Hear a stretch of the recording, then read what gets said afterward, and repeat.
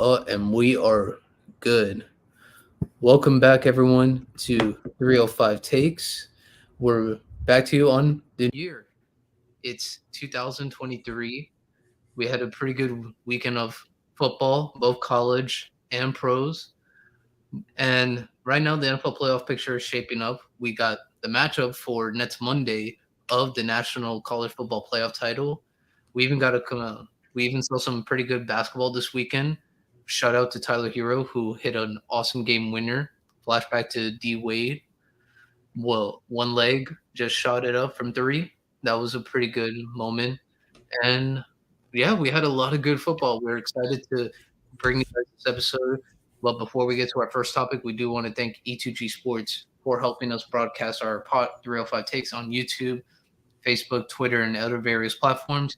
Without them, we wouldn't be able to do this and put on this great show for you guys. So we thank everyone at E2G Sports. And if you guys want to check out more content that is not ours, other podcasts that are mainly affiliated with Boston teams, check out their website or their YouTube channel, E2G Sports.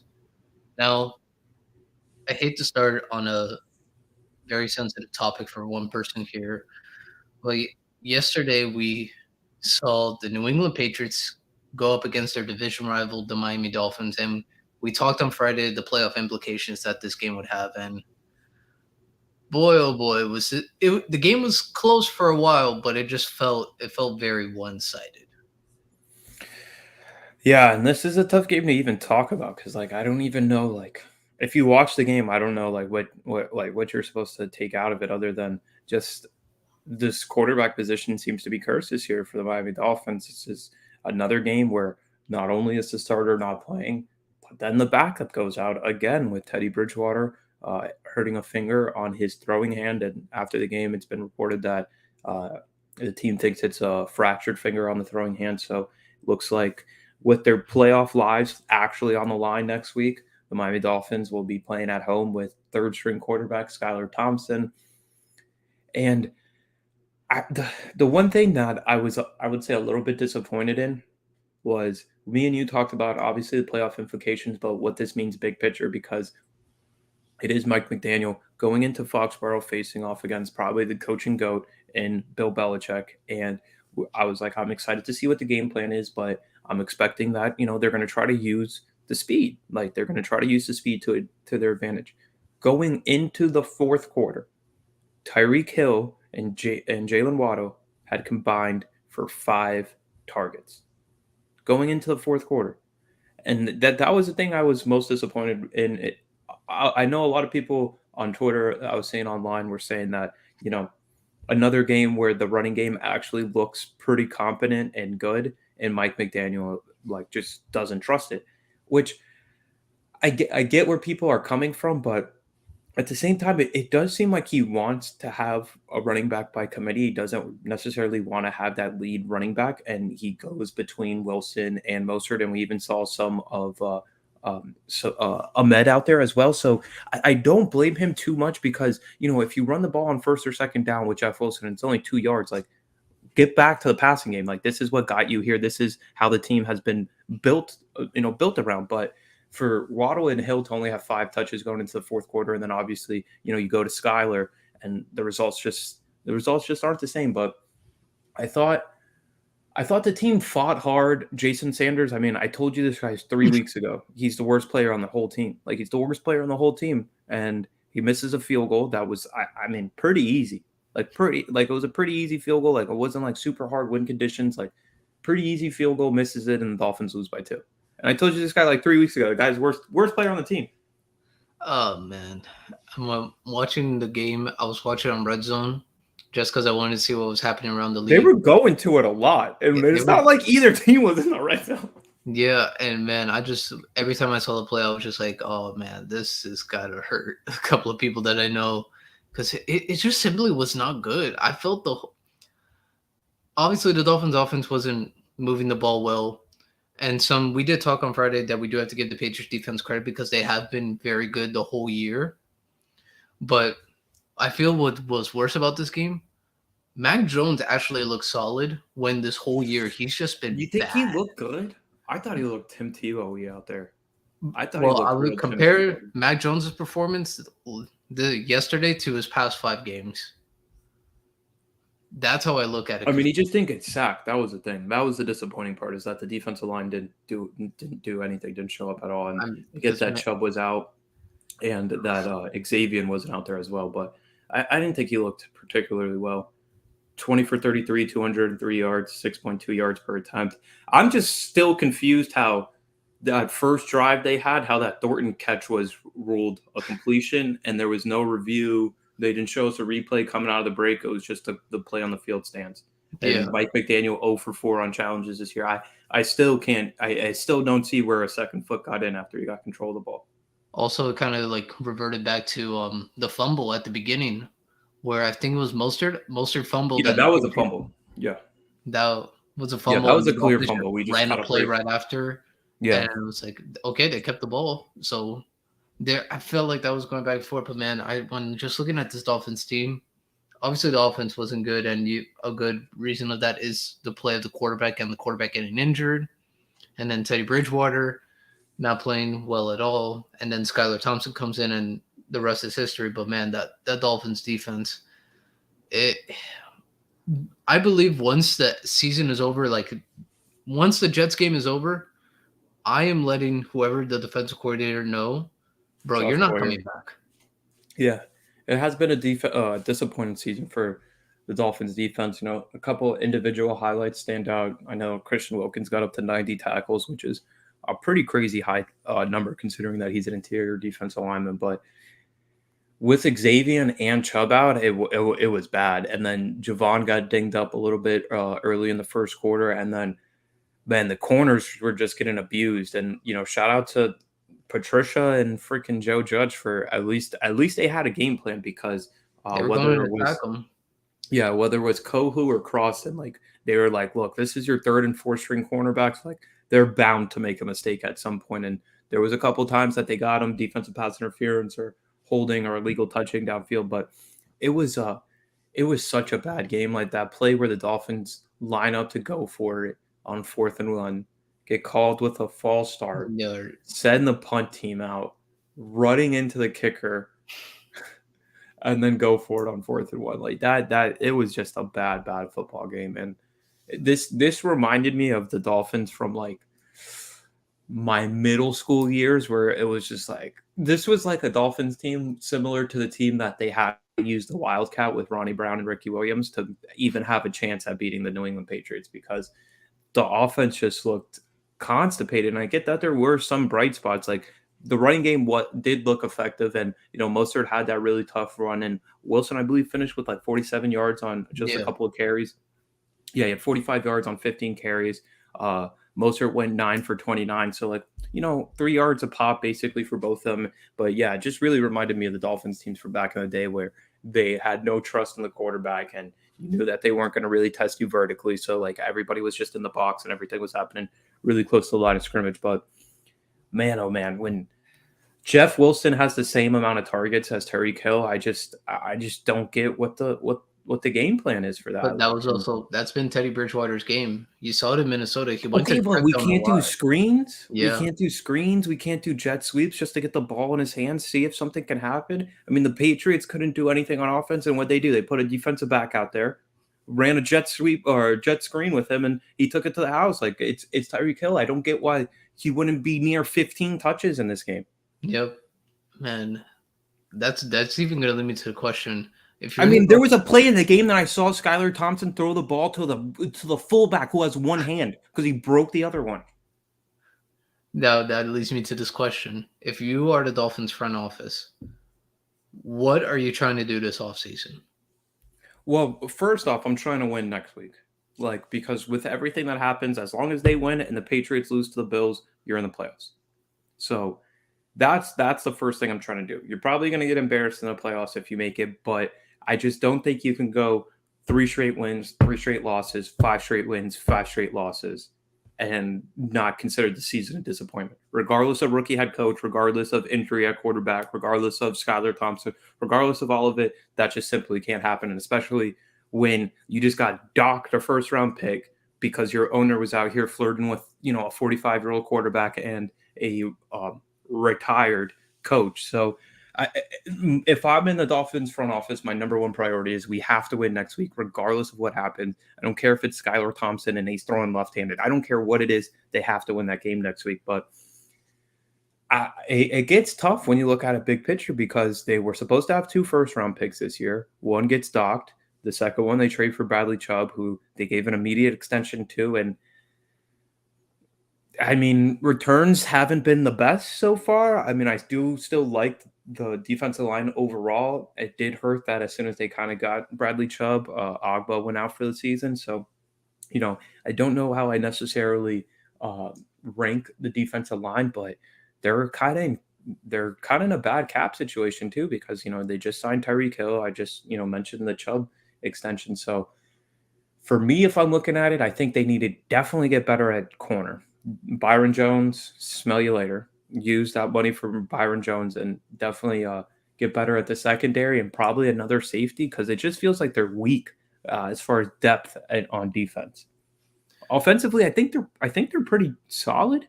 I mean, maybe some more line depth because they did play without Armstead yesterday, but I thought the O line held up pretty They, admirably when you they were consider that solid. they were going up against Uche and Judon. Yeah, Judon didn't have the big day like he usually had for the Patriots these past couple of years, but man, if I'm the Dolphins front office, like the first thing I need to figure out this O line because at one point if I'm sticking with Tua, I need to make sure I have the best O line money can buy Or because or or you need to figure out how you can teach the kid to fall without having yeah, his head smack on the floor. exactly. I mean, there's a lot of things, and like you said, by not having the 2 first round picks you plan on having this year, I don't mind one of them trading for Bradley Chubb because I'm like, all right, if you Yeah. trade for Bradley Chubb, I have no problem with that. Just sign to extension, which they did. So And that part is good. especially when you consider the point of the season that they got him out and they were like, all right, we're preparing for a playoff run here. What Yep. do you need in the playoffs? You need a quarterback and you need defensive line pressure. Yeah. So I had no problem with that. Then the obviously being taken away a pick because of the owner talking with Tom Brady and Sean Payton about potential ownership and player coach. That was bad. But man, there's a lot of things I feel like the Dolphins off front office should do. I definitely think better secondary help would work. Um, I would try to fix the linebackers. I specifically would want to look for linebackers that are better in coverage, considering the AFC East is getting a lot better and they love to attack the middle of the field. I would try to look for some really athletic linebackers to bring in and help in terms of coverage. Because pass rush, I feel like the pass rush can get better as long as you replace the defensive coordinator and could draw up better schemes for blitzes or maybe do run a scheme where Wilkins or Bradley Chubb is one on one and they can get to the quarterback. I feel like that can help out a lot. So it would work there. And then on offense, I would say if I'm Mike McDaniels, I got to figure out some way this offseason to involve other people in the offense that are weapons that are not Tyreek Hill and Jalen Waddle because now it just seems like if it's not those two having a monster game, it just seems like a big bust. Yeah, it's a check down to the running back. And the Gasicki thing was a little bit disappointing this year. I get that, he doesn't necessarily fit the scheme as well, but I would like a coach that can kind of fit his scheme around the talent that they have. But, I was thinking maybe a bigger body receiver to go up, make those 50-50 catches because they did always have Gasicki in the back pocket this year when it came to that. But, maybe a bigger body receiver that they can put outside and, maybe put Waddle or Tyreek in the slot next to whoever that may be. But when you look at their draft picks, it's going to be they're going to have to be very, very selective and smart with the moves they make because we mentioned the 2 first-round picks out the door with the one forfeited, one going to the Broncos for Bradley Chubb. They do have their own second-round pick. They have 2 picks in the third round, their own, and then the Patriots pick from the Devontae Parker trade, which pretty clutch, It pretty helped. clutch when you consider they their 4th round pick is going to Kansas City in the Tyreek Hill trade. Their 5th round pick spent in the Jeff Wilson trade at the trade deadline. Their 6th round pick also going to Kansas City for the Tyreek Hill trade. And then they have a second 6th round pick that they got from the Bears for the Jakeem Grant trade, which I completely forgot that was ever a thing. And then they have a 7th round pick. So it is going to be kind of tough for them as far as acquiring players through the draft. Maybe they use one of their veterans to try to get in there and acquire a pick. I The could see play that would have happening.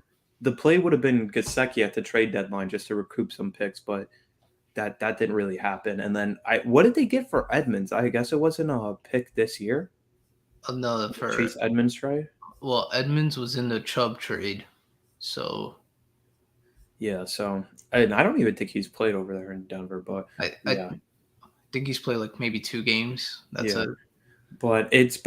It'll be interesting to see what they do. But I just it's a pretty disappointing season when you look at it full picture, because you had a lot of hope, especially when the beginning of the season started, and the way they came out and the way the offense looked, and you get that huge come from behind win in Baltimore, and you're like, all right, maybe this is a new chapter in franchise history. But now it kind of looks like it was just a flash in the pan, and now you're looking at the long-term viability of this, and you're like, is there really a plan? Like, the quarterback seems to be, I mean, I don't know if I want to call him fragile, but at least injury prone.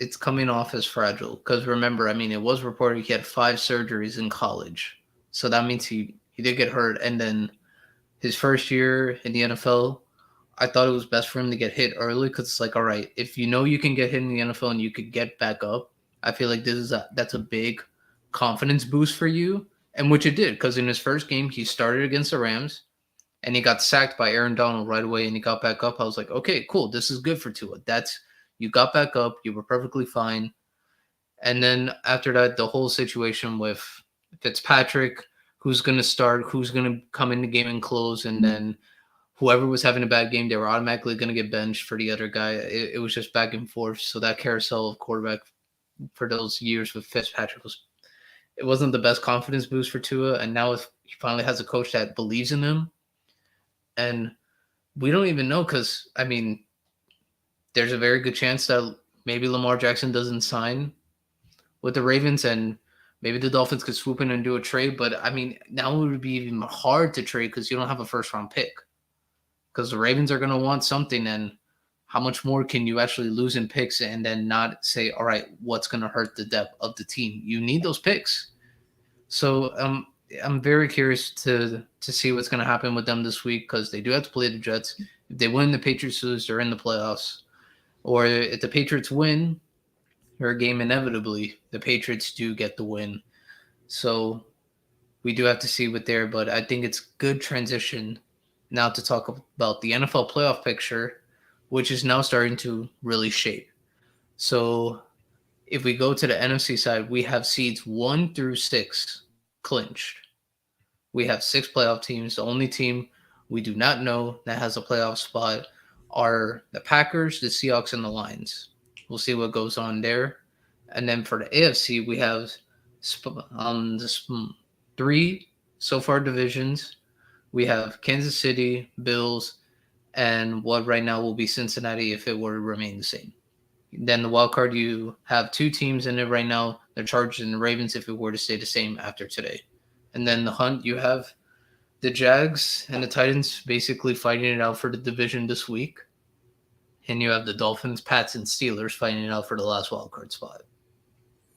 Yeah, it's a funky playoff picture, because I don't think if you would have asked any of us 5 weeks ago, do you think the Steelers and the Lions realistically will have a shot to make the playoffs going into the last week?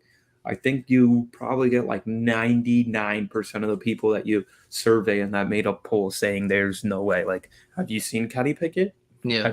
And then you look last night and the kid puts together a game-winning Game-winning drive in Baltimore. Like, and this is the second time we've seen it back-to-back weeks against the Raiders and then the Ravens. So I mean, even before we recorded, we didn't expect the Giants to make the playoffs this year. We didn't expect that at and all. they're already clinched. And if you would have asked me between the Giants and the Commanders, who would you pick? I probably would have said the Commanders. And they're officially eliminated. And apparently their coach didn't know that elimination was a possibility. God, bro. That was a funny clip. If anybody doesn't know what we're talking about, do a good search on Twitter for Ron Rivera. Yeah, just search up Ron Rivera. Don't do anything 17 else. different people tweeting out the clip of him being asked about how he would feel if the Packers win and the Commanders are officially eliminated, and he looks generally perplexed that the Commanders could actually be eliminated. So that is a thing that happened. So Black Monday, Ron, it looks like you guys are going to have a nice little meeting with team ownership there. But honestly, my this one's hard for me because I am such a Dolphins fan, but I don't want to lose to the Jets and go 0-2, obviously. So if we can beat the Jets, the Patriots, but see, I don't want the Patriots to make the playoffs either, because I just want the irony. I just want it for the irony that the Dolphins miss the playoffs, and the Steelers and Brian Flores make the playoffs. The irony in that would, I would love it. I would love it I if know that a couple of happened. And Dolphins that's rooting fans. against my guy. Yeah, that there's a couple of Dolphins fans that I know if they're listening to this, Miles, they're gonna come after you. I mean, it would just be very, very ironic, and he's doing it with a team that's playing a rookie quarterback that they didn't, have starting at the beginning of the season. So it would just be a very, very funny moment in NFL history. But I mean, I love Mike Tomlin, and those teams, whether you like watching the games or not, They they're play they're hard. gonna fight for every inch until the final second. So that would be a team. I mean, obviously, I think if they play Kansas City, I think they're going to get just rolled over. I mean, maybe TJ Watt has just a crazy first half and they can stay in it, but I don't think they would necessarily have a realistic shot. But when you look at that NFC side, that's when I think things kind of get interesting because none of the actual seeds are locked in the Yeah, NFC. So I think there's even scenarios where Dallas can get next the week if one seed. can get the 1 seed, They which would need the be insane. 49ers to lose, the Eagles to lose, and they need to win. And who do the 49ers play next week? Somebody terrible, like the Cardinals, I Arizona. think. Yeah, yeah. So I doubt that the 49ers lose that game, but I mean, imagine the 49ers finish as the 1 seed in the NFC. I mean, I don't know. Do I think the Giants are going to beat the Eagles? Because the Giants are basically locked in, no matter what. Like, But because it's the Giants' home game, right? And the with the Giants will be the road team. Oh, So okay, so it's in Philly? 'Cause I'm thinking, I mean, if Hurts isn't 100% and we already know they're gonna be missing Lane Johnson, could the Philly defense could the Giants defense get after Hurts?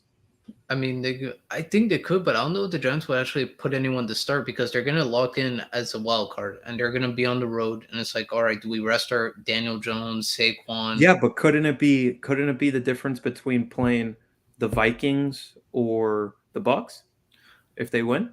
Well, no, because I'm pretty sure where is Because they would play Dallas? what, 3 or 4? Oh no, the 5 seed is already locked, and the Bucks are going to be stuck at the 4 seed. The 3 seed is 12-4, and the Bucks are 8-8. So there's no way that's happening. So it would be it would be 3 or 4 that they would face if they stay at 6. Oh no, if they stay at 6, they face right. If they stay at 6 right now, they would face the Vikings. I But the mean, that Vikings would are be the three pretty seed. clutch for them. That would be pretty clutch for them. I would And I like the think Giants a lot in what that one. if the Packers win next week? What would their record be? If the Packers I win, think they it'd be will 9 and be 9. 9-8, Yeah. and the Giants will be 9-7. So technically, the Giants will stay at the 6 seed. Yeah, yeah. The So I Packers, mean, their only shot is to get that last playoff card. Last yes, wild card. I mean, dang, if I'm the Giants, I kind of want to stay at that 6 seed because I personally would. If I'm the Giants, after the way I saw the Vikings played yesterday and the way I played them the week before, I feel Bro, like I have a real good shot. real good shot. Real good shot And if you face off. The thing I think everybody in NFC is going to be trying to do, avoid the 49ers at all costs. I mean, Honestly, I'd rather even face the Eagles at this point. because right now, if it were to stay like this, who has this? Right now, it would be the Seahawks, and they would be playing the 49ers. But if the Packers win, they would play the 49ers. So, man, And who is it? It's Rams versus Seahawks I think so. I think it's next Rams, week. Seahawks. That'll be an interesting matchup because for as bad as they are, you can't say the Rams don't fight. You Yeah, can't say no, that they they're don't playing fight. hard. So there Yeah, is that with them. But and I and I would like and to. I was saying that Sean McVay should have just taken that job in Amazon Prime. But I mean, if he's gonna have his team out there fighting for him, and I mean, they were saying during the broadcast that most of these guys like would never play for the Rams, like would Yeah. never play for the Rams, but because of injuries and the lack of depth that they like came together on Tuesday and were like, let's just have fun out there. Yep. I mean, they're not playing bad football, but man, right now, if I'm for Dallas, I don't even. Does Dallas want to say, all right, do we want to play the Bucks in opening weekend of the wild card, or do we want to try to get the 1 seed? Because right now, if I'm Dallas, I would want to play the Bucks. If I'm being honest, even though Tom Brady and the offense look good, that to me that's an anomaly. I do not think the Cowboys defense is going to look that bad against that Bucks offense because, I mean, one good game is not going to overcome 13 or 14 bad games we've Who, the seen the Bucks? whole I year. don't even think they looked all that great yesterday. Yeah, because I mean I they don't even played think against a Panthers team that called I'm- Josh Norman. That's what I was exactly what I was going to say. So like, Yeah, if you listened to the podcast last week, I think the most predictable thing ever happened, which is Mike Evans, the really, really, really, really, really good receiver, went up against a bunch of guys that weren't really in the NFL last week. So I think that was kind of predictable that the team that has absolutely no corners and had to call a guy from his own cafe that he owns got torched by Mike Evans. wow. And Tom Brady, when you throw the ball to Mike Evans, good things happen. What a shock. But I'm just a fan, and you're supposedly to go. Well, I figured the goat should know. Oh wow, throw the ball to number 13. That shouldn't be hard. But that's none of my business. But I do want to say for the AFC side, because tonight there's a big game involved with the Bills and the Bengals. It's a fun game, man. If the Bengals win this game, the Chiefs are now in the 1 seed, and That's a fun game. that would be interesting. But if the Bills win, it looks like they're almost certainly going to almost clinch the 1 seed, because then next week they would just need a win, and it's over. So and then Kansas City will fall to the 2 seed, and they'll play whoever is the 7 seed, whether that be the Dolphins, Patriots, or Steelers. And then I want to see the Jags win because I want to see the battle between Herbert and Trevor Lawrence. I feel like that would be a very exciting game. That would be. I honestly think that would be a great game. I honestly think that'd be a great game, and I think it would be like not playoff like where everybody's super tight. I think we'd actually see some action, like balls going back and forth, teams going back and forth, being able to drive on each other. And honestly, I'm just done with this version of the Tennessee Titans. Like I'm tired of watching it. Like I respected everything Vrabel has done since getting there, with beating Tom Brady in his last New England home start, to going to winning the number 1 seed in the AFC last year. Like respect, nothing but respect for Mike Vrabel and what they've been able to do. But you can't tell me that in 2022, after coming off a torn ACL, that Robert Woods, right? Yeah, Bobby Trees. Robert Woods is going to be your number 1 receiver. Come on.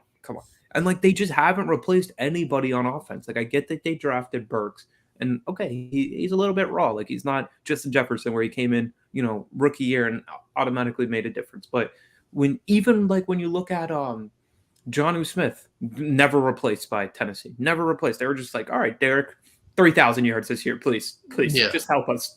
So I would, and the fact that they started Josh Dobbs on a Thursday night when we had no other football, man, like I'm done with this version of the Tennessee Titans. So, and what is it, 7 straight losses for them? Looking at a possible 8th. Yeah, that's crazy. about right.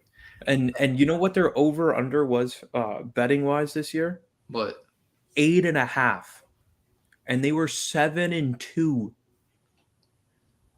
Well, 7-2, and you can't hit it anymore. It's over. Well, right now, I'm pretty sure anyone who bet the under, they're probably saying, "Please, just lose." That's it. Well, it's over. Even if they hit 8, they can't get to 9. Yeah, it's over, bro. And they were 7-2, and they beat the Packers in Lambeau, which again is not the craziest thing, but still, like it's just been a weird season for them. And honestly, let's retire that version of Tennessee Titans. I'm fine with Vrabel keeping the job, but I mean, even Malik Willis, they try to do like a little bit of but he's not anybody's franchise quarterback. Yeah, I really liked Malik Willis coming out of draft, but man, that just and they got great value. Like they took a swing. They got him in the 3rd round after everybody was projecting to be a 1st round pick. So it's not like they did anything necessarily dumb, but I'm just tired of this version of this team. Though there is one matchup I would like to see just because I feel like it could be good, very, very good. If the Bengals win this week and lose next week, I think they'll still be at the 3 seed. And if the Bills were to lose this game and win next week, I think the Bengals will still be at the 3. I want to see Lamar Jackson against Joe Burrow in the playoffs. An AFC North battle in the It's playoffs. just that Ravens offense sucks. They're bad. Oh my goodness! I But wish I they feel would like with just Lamar care. back, they should be at least a tad bit better. Yeah, and hopefully Lamar can be 100% from the knee injury by then. So I don't. I would love it just because we know how any of those teams in that They're division brutal. playing against each other. Yeah, we know how that is, and um, these are the two like kind of crowns of that division. When you look at the quarterback, you got Joey B and you got Lamar. Lamar, MVP. Joey B coming off the Super Bowl run, and I I want to see what the Bengals look like this time around in the playoffs. Like, is it going to be a thing where it's like they kind of got lucky, where they needed some breaks to go their way, whether it's Ryan Tannehill, throwing interceptions left and right in Yeah. their first matchup, or Patrick Mahomes short circuiting in the second half of a matchup. But yeah, I would like that matchup, and even when we're looking at what we have left of the regular season, I think next week when you look at it, I want to see. I do kind of want to see the Lions get in there. And it's Lions Packers. Yeah, Lions Packers. And if the Lions were to make it in, they need to win and they need Seattle to lose. Well, and even to your point, before we even get that playoff matchup, I don't know if he'll be back by next week, but we do have the Ravens traveling to the Bengals, and if I believe if the Ravens win that matchup, they win the division, but I don't know if that's still true after the Steelers lost. Yeah. I think the Bengals might have to lose tonight, and then it'll be Winner for the go home. division next Yeah. week. Yeah. So it's definitely up there. I would just like to see it just because I feel like it to be very good. And then the Bills, whoever they play, if they were to get the 2 seed or a 1 seed, where that would go, I'm not really sure.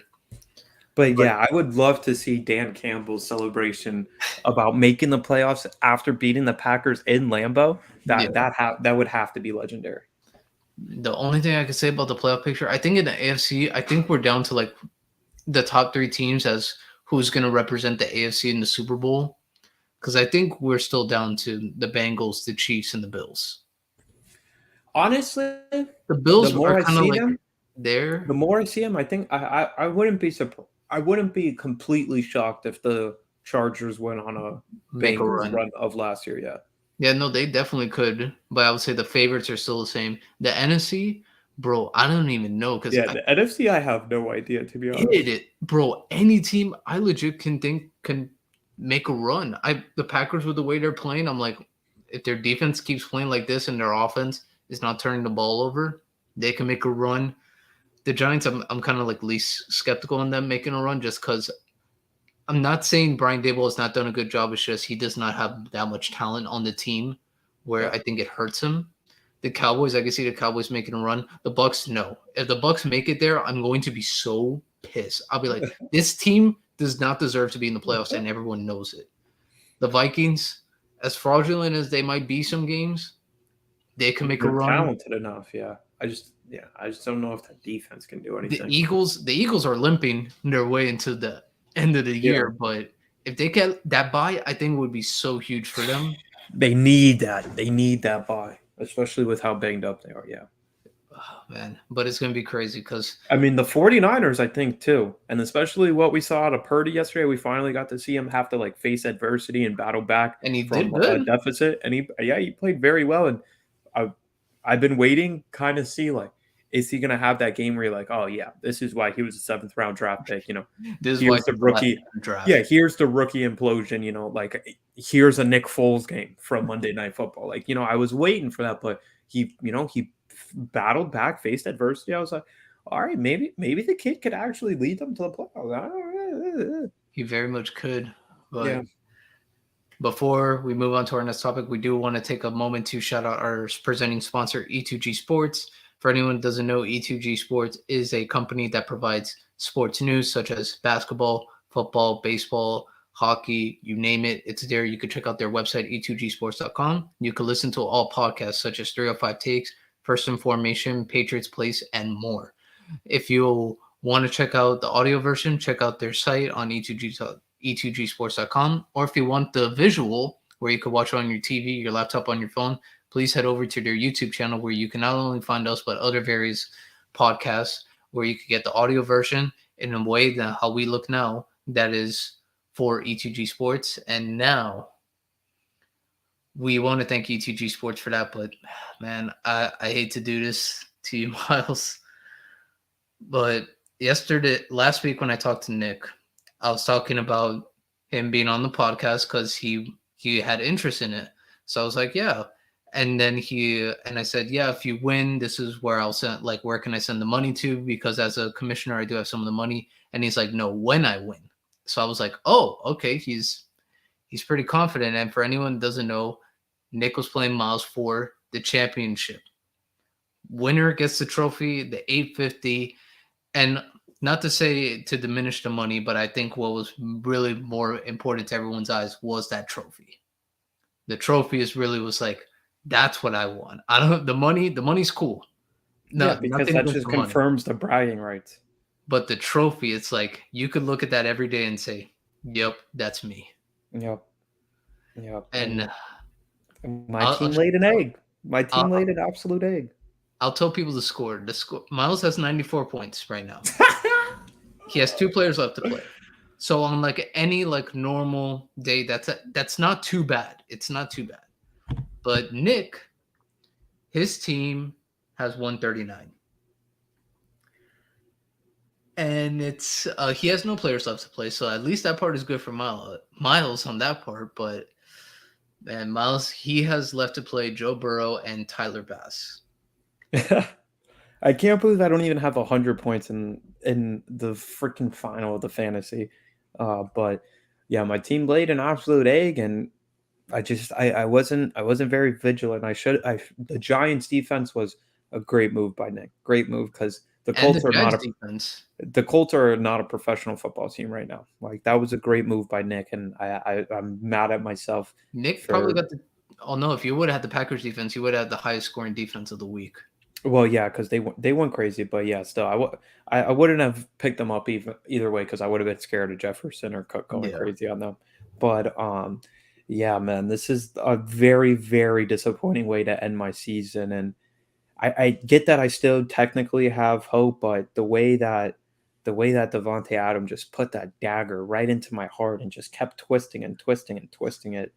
It was, and like you said right before we started getting on, my flex position again. It's just the Achilles heel of my team because we talked on Friday. I was like, I'm probably not going to start Watson because he's coming off the injury, and I even said I don't know if I should go with Lockett because he's coming off the finger surgery. So what did I do? I switched out Watson for Lockett. Lockett goes for 2 receptions, 15 yards, and then I leave freaking Brandon Ayuk on the bench who goes for 9 receptions, 100 yards, and a touchdown. But like I said when I was talking to you before, we started the podcast, I can't be mad about leaving him on my bench because Nick also did have DJ Moore on his bench, and he could have easily put him in over Christian Kirk, who only had 4 points on 2 receptions and 21 yards.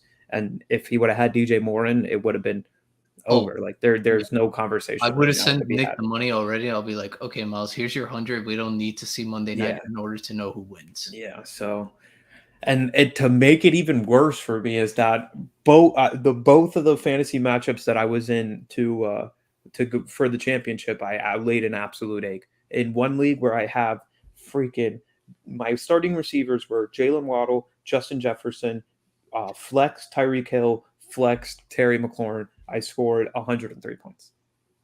And then same thing in this league. Who do I have? I have Kenneth Walker. I had Tyreek Hill. I had George Kittle, and I don't even have 100 points yet. Yep. Yeah, And you had yeah, Devontae Smith.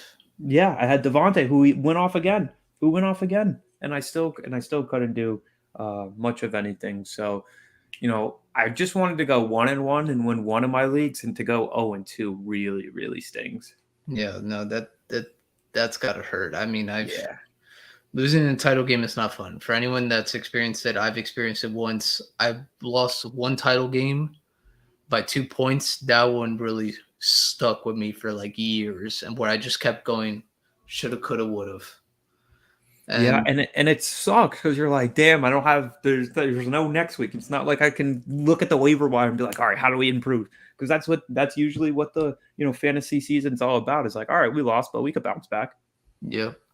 And And man, after fighting tooth and nail to get that one seed, getting the bye, it's a punch in the gut for sure. But shout out to Nick. His team went off. Like I said, made the great move for having the Giants defense and even the backup with the Jags defense. I couldn't be mad at it. It's not like his backup even picked up defense gave Cam him make it a Akers. point. Cam Akers gave Yeah, him solid 14 points. yeah. So it was a good matchup, and for as salty as I want to be at it, I can't be too mad because it was a lot of fun this season in this matchup.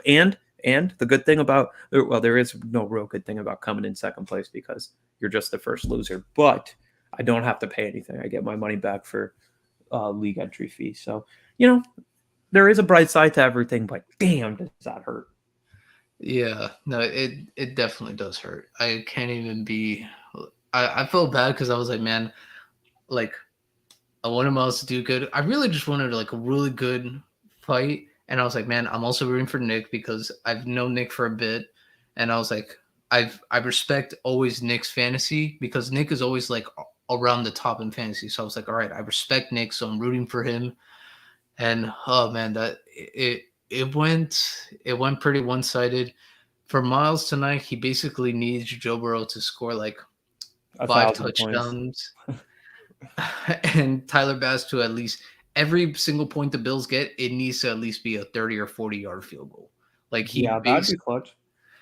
like if he were to get like if the Bengals score 21 points and it's all off of like 30-yard field goals, that helps Miles so much. Yeah, that would be crazy. That'd be But crazy clutch. it's going to be very hard because the Bills offense is very, very good.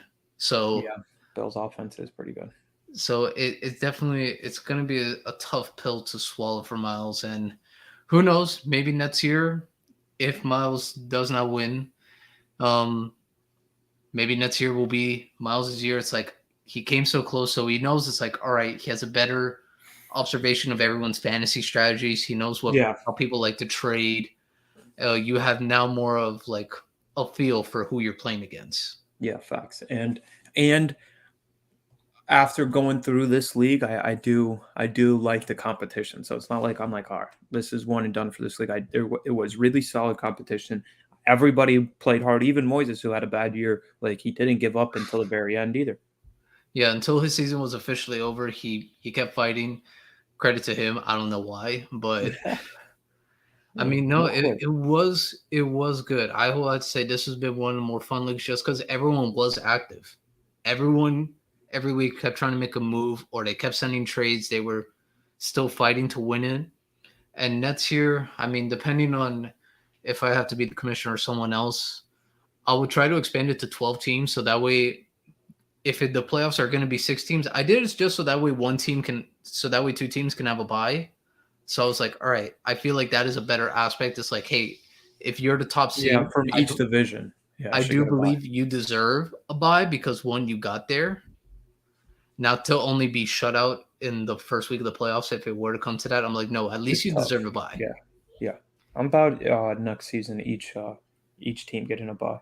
And then maybe if you make it to 12 teams, so that way it's at least half the league is in instead of the majority of the league.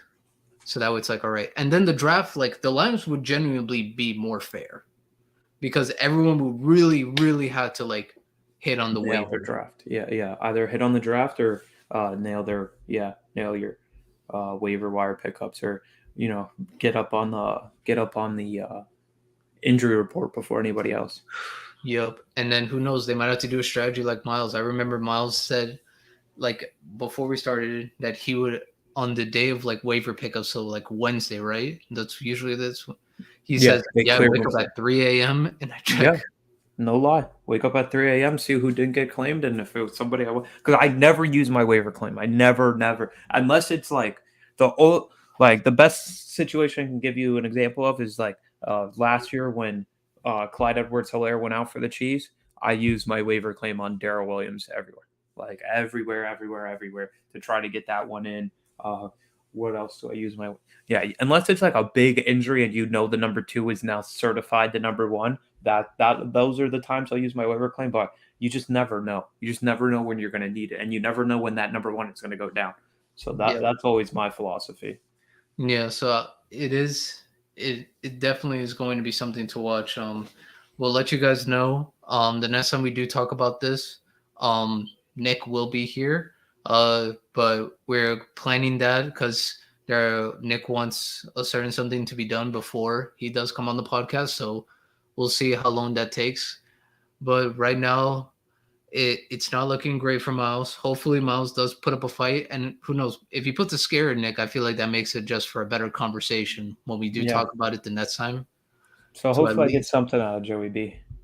who knows? I mean, Joey B's been clutch for Bengals. Who knows if he could be clutch for Myles? So we'll see with that. But I do want to talk about something that did also happen this past weekend that I do have to get off my chest because one of these teams.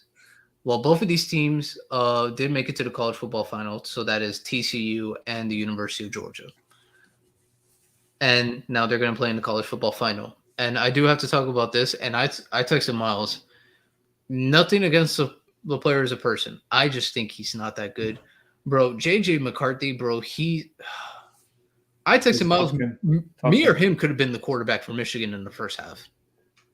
Yeah, that was a tough game for him, and it's got to suck because not only do you go undefeated, you beat your arch rival, and then you just lay an absolute egg in the semifinals in the college football playoffs. But I honestly think that means like that loss like certifies your coach is gone. Like he already flirted with the Minnesota Vikings about taking their job last year. The franchise he played quarterback with has a head coach opening. There's a veteran quarterback in Denver that needs a head coach. So I think this all but guarantees that Jim Harbaugh is out of University of Michigan.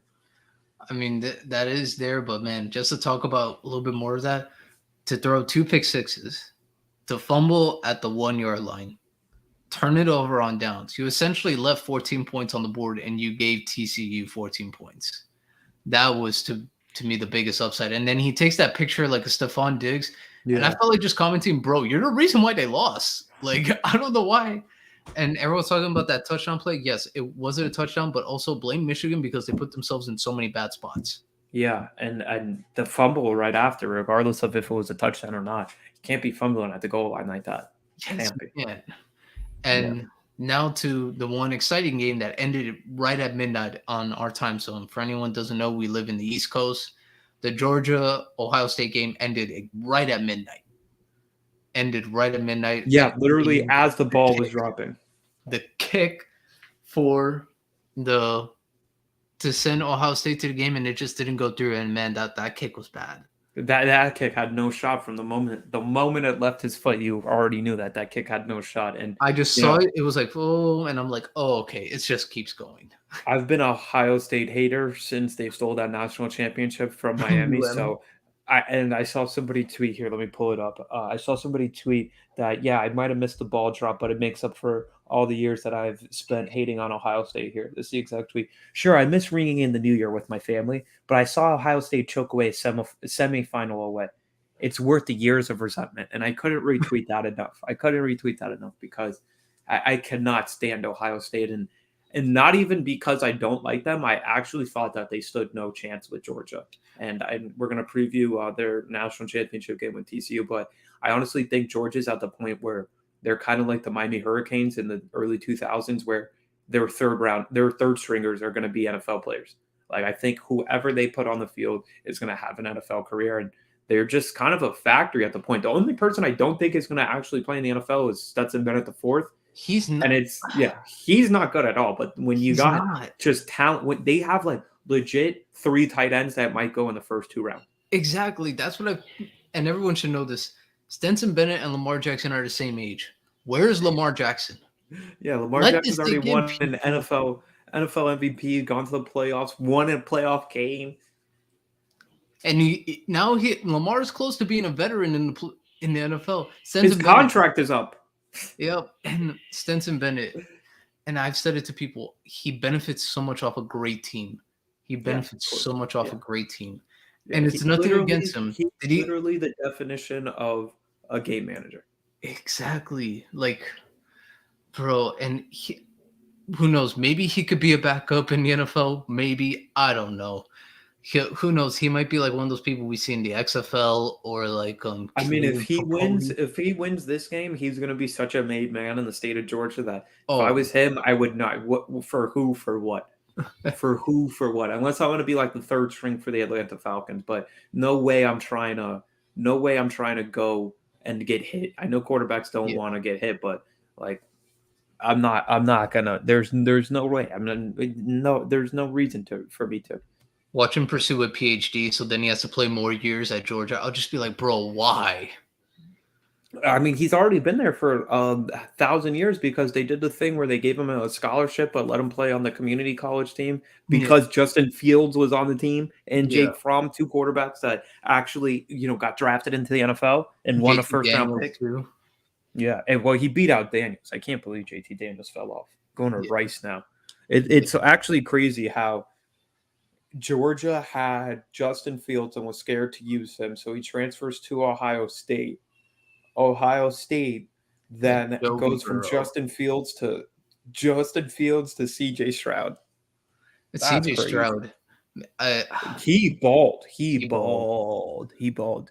And I know we'll talk about it like as the offseason approaches in the draft, but I don't know necessarily what you do with those quarterbacks because I, you wouldn't know it based off watching him against Georgia, but CJ Stroud hates leaving the pocket. Like he is the definition of I'm going to stand back here, read Yep. the defense, and get an accurate pat. But he was actually moving around, extending plays, which I was very surprised about. He uses And athleticism. Hmm. and Bryce Young is an absolute baller. But Bryce Young dude, is he's so small. he gives me such Tua vibes. Yeah, I know. Such Tua vibes. It's not that we're not saying Bryce Young is not good. He's great. I think he's the best thrower to football out of all the quarterbacks in the draft. I think he like some of his passes, bro, they're amazing. Amazing passes, and he hits them right on the dot. And he's mobile. He's not afraid to use his speed. But in the NFL, when you're playing against grown men who are great at the sport and who are way stronger than some of the guys you are playing in college, and you're what Bryce Young is maybe 6 feet, maybe. And how much does he weigh? I want to give him This like is what he's listed at. He's listed at 6 foot, 194 pounds. I don't even give him that 194. I give him like 180. I'm trying to find the exact stat because I think there has been something like 15 quarterbacks at that exact size, and none of them have been drafted within the top 100 picks. Maybe Kyler, but at least Kyler was like stout. Yeah, and I think Kyler's like 200, honestly. Yeah, Kyler's like 205, 210. Here, I'm trying to find the exact. But I also don't think that. But I don't think that. What do you call it? That Bryce Young is going to measure in at the combine at those exact stats. Yeah. Yeah. I mean, but CJ Stroud Okay, so was this is the stat. okay. Uh, when Young is officially measured at the combine in a few months, scouts expect he'll be below 6 feet tall, maybe closer to 5'10" and less than 200 pounds. Of the 301 quarterbacks drafted in the last 25 years, just two, Seneca Wallace in 2003 and Joe Hamilton, who I've never heard of, in 2000, fell below both those marks, and neither was drafted in the first 3 rounds.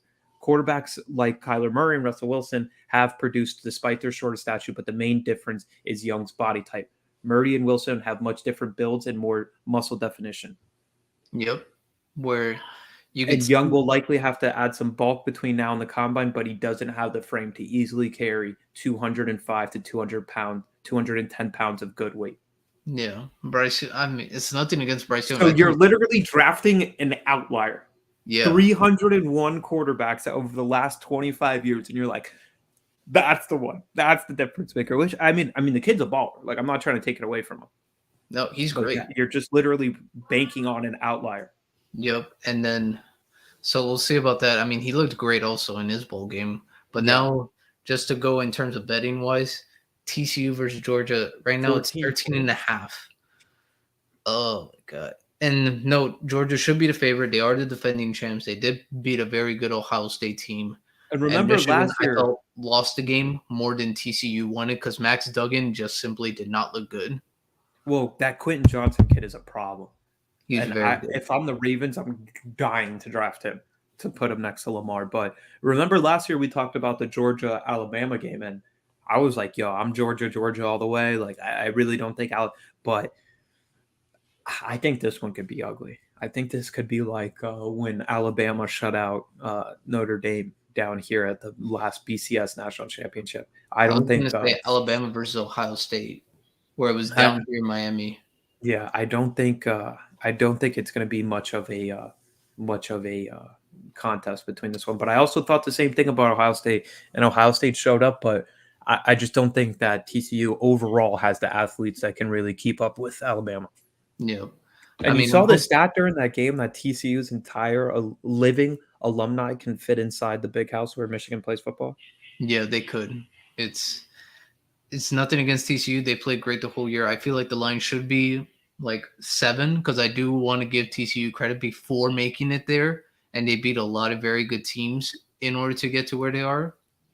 But we'll see about that. But overall, we were very, very pleased with the sports weekend, and yeah, that was pretty much about it. But we do want to give you guys a heads up. We are going to be putting out some content on TikTok and Instagram where we are going to be doing a special segment.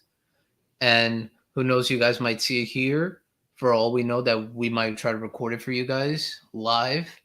And it's going to be funny. We're going to try to make it as funny as possible because some of them are just some of the people we're going to be talking about, man. It's funny, but also some of them are sad. Some are sad. Sad. Yeah, a little sad situation there. But we will definitely see. But we are excited, and we are going to have a show on Friday. If Nick could be here on Friday, that'd be great. If not, we're going to try to bring it out to you guys next week. But we had an awesome time, and we welcome everyone to 2023. Yep. Happy New Year, everybody, and until next time, peace.